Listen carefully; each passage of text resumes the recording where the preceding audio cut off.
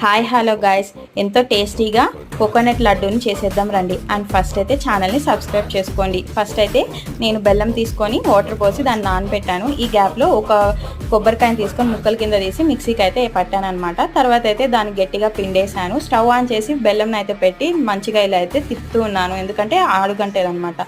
ఇలా గట్టిగా పిండిన తర్వాత ఈ కొబ్బరిని మొత్తం ఒక ప్లేట్లోకి తీసుకొని ఇలా పాకం కట్టిన తర్వాత దీన్ని టెస్ట్ చేసుకోవాలంటే ఒక చిన్న ప్లేట్ వేసుకొని కొంచెం చూసుకోవాలి. తర్వాత ఇది లైట్గా పట్టిందంటే ఏదైతే మనం కొబ్బరి తురుము పెట్టుకొని దాన్ని తీసి దాంట్లో వేసేయడమే.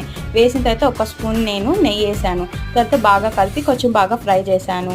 10 మినిట్స్ దాకా ఫ్రై చేశాను. తర్వాత అయితే కొంచెం టెస్ట్ చేయడానికి కొంచెం చేతిలో అయితే తీసుకొని చూశాను. ఇట్స్ ఓకే అన్నాక దీన్ని మొత్తం నేను స్టవ్ ఆఫ్ చేసి కొంచెం చల్లారిచ్చాను. వేడి మీద పట్టచ్చు కానీ చేయి కాలుతుంది.